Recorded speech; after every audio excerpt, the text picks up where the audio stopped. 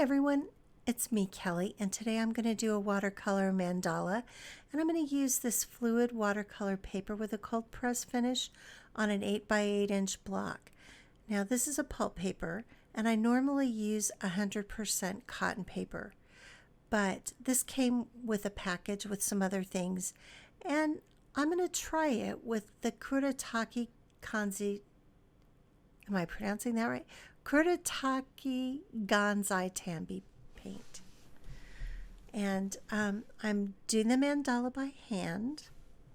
So I use my plastic T-square, and on the center I'll make a horizon line, and then I'll make a vertical line 90 degrees to that. And then I eyeball the 45-degree angles, and I just use my compass to draw a few circles.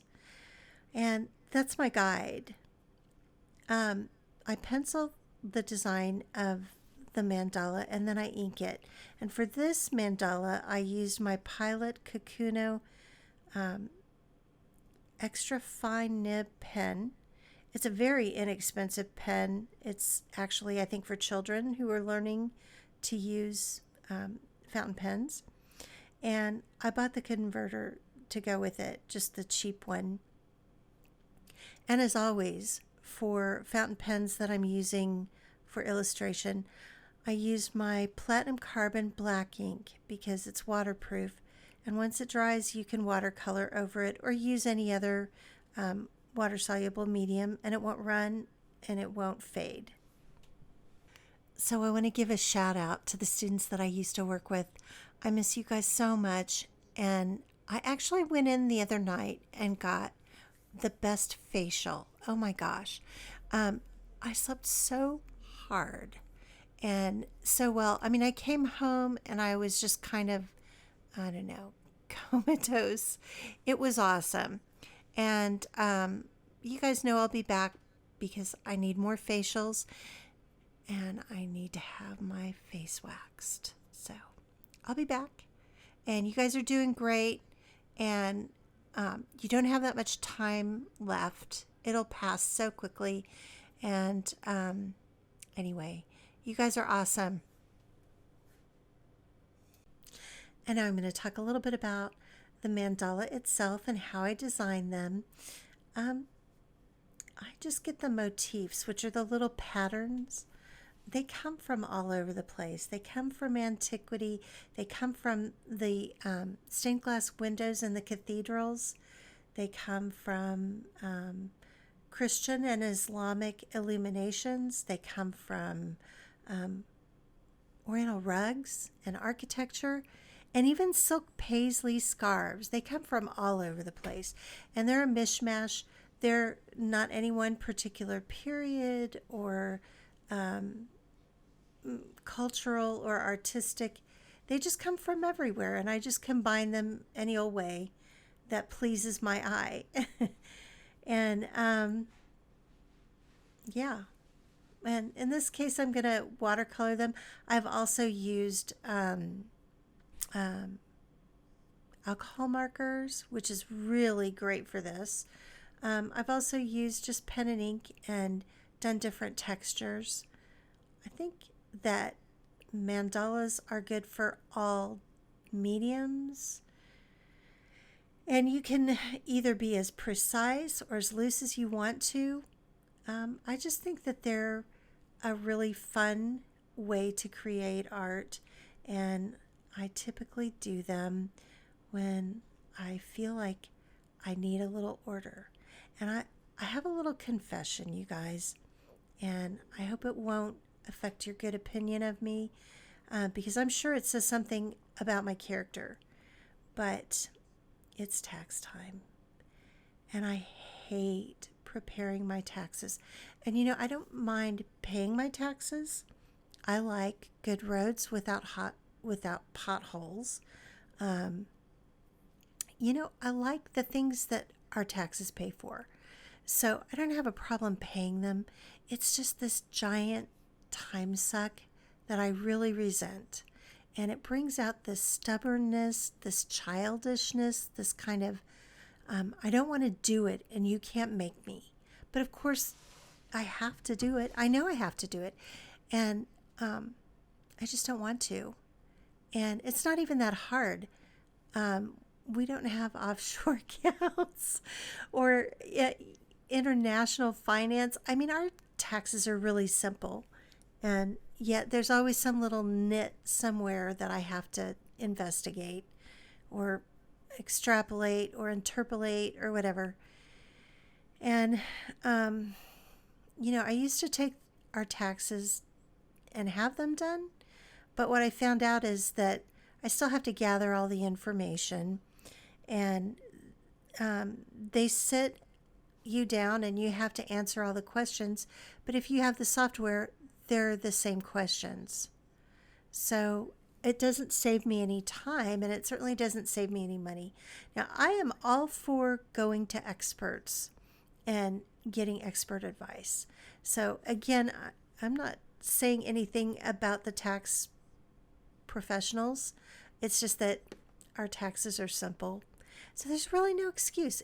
This is a self-imposed purgatory, a tax purgatory. And I put myself in it every single year. Every February about this time, I start gathering everything. I'm real organized. I've got like a manila folder, and I put all the 1099s and all that crap in that folder. And I don't know what happens to me. I don't know. Why? It's self-imposed. Why would an otherwise responsible and reasonably well-adjusted adult do this to themselves? I don't understand it. And I'm probably not the only one who feels this way, but it really bugs me to have to do it. And I will put myself in this little hell for 2 months because it's nagging at me in the back of my brain, that you should be doing this. And I can't overcome it until April 10th. And then I'm in a frenzy to get it done. And if I would just get in a frenzy this week. This year, though, I have to do my sister's taxes for the estate and all that. And the CPA is waiting on all of the documentation. So after this video, until I get that done, I'm not doing any more artwork. At least I'm not going to do any videos. I need to get it done, and I need to make myself do it. And I don't want to. You guys, I don't know. It's a character flaw. I'm sure it is. But, and the thing is I'm acting all dramatic about it. I'm going to be absent. Probably if I just sit down and do it, it'll take a couple days and I'll be done. But this is how it feels to me. It feels like this huge thing. Anyway, that's all I have to say about that. So on to the Kuratake Gansai Tambi. I cannot say that. It should be a tongue twister. Okay, the Kuratake Gansai Tambi paint. Oh, man, I loved it on this paper. I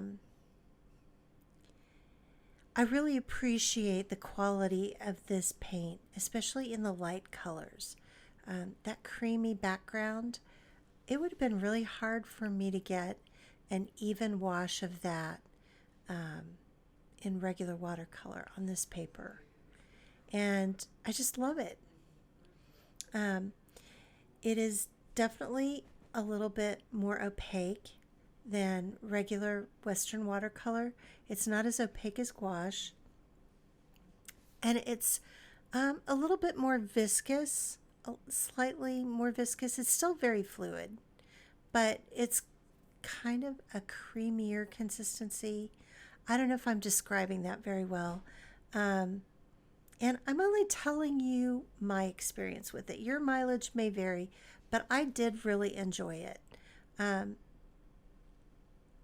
What I've read about the Gansai Tambi type of watercolor is that it is watercolor, but they don't just use gum arabic. They also use some kind of glue. I think I read animal hide glue, or I might be mixing that up with gesso, old-fashioned gesso.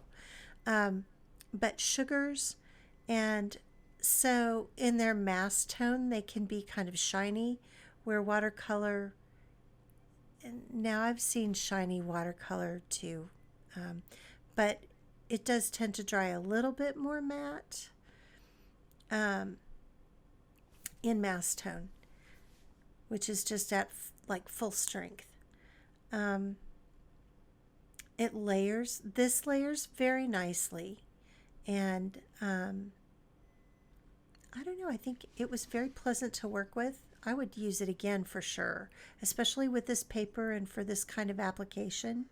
I think because of the slight opacity, I was able to use these paler colors and get an effect that I really wanted and have tried to get in the past with watercolor and really just didn't. So this combination of paper, which is fortunate because it's, pulp paper is cheaper than cotton paper, and it is archival quality. So yeah, it's kind of cool. I like it. Now, so this painting is seriously making me think of some kind of like lace cookie. Does anybody go to Aldi? Like at Christmas time, they always have such nice goodies, like for gifts for friends and coworkers and things. And they have these cookies. I wish I could remember what they were called, but they look like gingerbread color, but they look like mandalas kind of. And they're I've seen in recipes where they put ice cream between it or other things. They're almost like a sandwich cookie that you put your own stuffing in. It's not really stuffing. What do you call the stuff that goes in between? It's not meat. It's not sandwich meat. What do you call the stuff that's inside the sandwich? I don't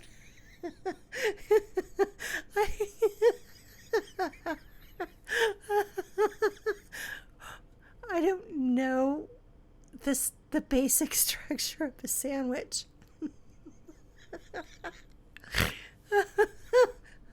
Okay, y'all, it's Friday night. I've been editing this daggone video for all day. I'm getting a little punchy. Okay, so now it's Saturday morning. I've had a good night's sleep. I'm less punchy.